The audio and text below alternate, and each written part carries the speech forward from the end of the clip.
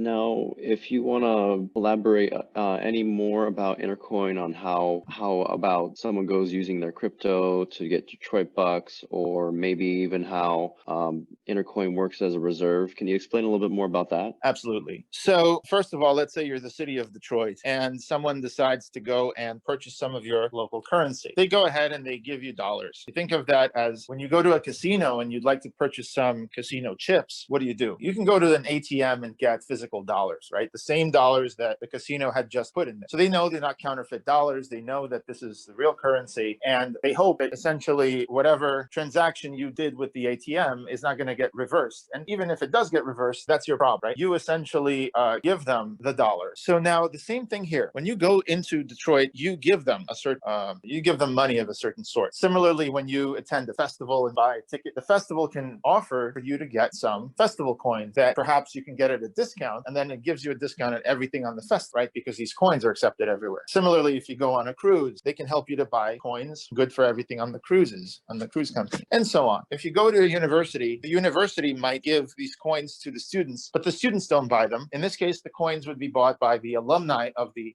university, enabling the alumni to see exactly how their money is going. Anyway, whoever decides to buy these coins provides the money in order to buy them. The next thing that the community does is it pre-buys a bunch of Intercoin reserves in order to back those coins. Of course, the community already has the money to do that because it either fronts the money and just buys them up front, or it waits until it gets a bunch of money and then goes ahead and buys those Intercoin reserves. Anyway, the Intercoin reserves are used to back the Detroit bucks in this case. They're used to back the local currency. So the local currency here follows like this. John decides that he's going to obtain some Intercoin. Perhaps John, we're talking about at a time when any person can obtain Intercoin, this is what would happen. If they can't obtain it, then the community obtains it on their behalf. Anyway, so John goes ahead and trades dollars for Intercoin. John then deposits the Intercoin reserves into Detroit, or Detroit does it for him. So here we go. So John basically gets the coins. The coin goes to Bob, then to Sarah, then to Liz, who works at a local nail salon. Then Liz goes to a restaurant and tips Jane in the coin. Jane decides that she'd like to go on a trip and cash out Detroit bucks. So she doesn't do it when she's leaving the city. She does it when she wants to go to a restaurant in New Orleans. And at that point of payment, she decides to liquidate some Detroit bucks and go into New Orleans bucks, for example. So the cashing out process essentially works the same way. There have been some Intercoin reserves. So those Intercoin reserves are now traded, in this case, for euros. I guess Jane has gone to Europe and she wants to pay with euros. So that's how Jane decides to play it. What's the matter, Jane? Don't want to go to New Orleans? Anyway, so the point being that people decide what currency they want to cash in and cash out of. And when they're cashing in, it's a clear understanding of how this coin that they're going to receive is going to behave. For example, if they cash out that coin, maybe they lose 10 cents on the dollar. Or another thing is there may be a rule that that coin has to circulate in the community for about 20 times before it can be cashed out. So all these rules are representing yet another way that communities can control their money supply. It's not just about how many coins they issue, but the coins themselves can actually follow interesting rules. Currency, then people have to contend with all kinds of weird things, whether they should accept this or that coin. But we're thinking that over time, people will create well-known rules, the same way that, say, on the stock market or the bond market or the options market, there are many different rules, and the brokerages are able to satisfy millions of traders anyway. So that's the idea. And the idea is, again, that the reserves are used to back the coin. Now, suppose you decided to deploy your Detroit bucks without having any reserves. Well, first of all, you'd have to find your own liquidity. You'd have to list Detroit bucks on some other exchange. Good luck with that. You still have to pay, but that's something you could do. Now, the other thing, of course, is that the Detroit bucks wouldn't then be exchangeable very easily for all these other currencies, like we see here. Intercoin, through its network effect, becomes more and more valuable to build on top of it. Similarly to how, for example, Ethereum, through its network effect, attracts more and more developers, because why learn anything else when all the blockchains are going to support the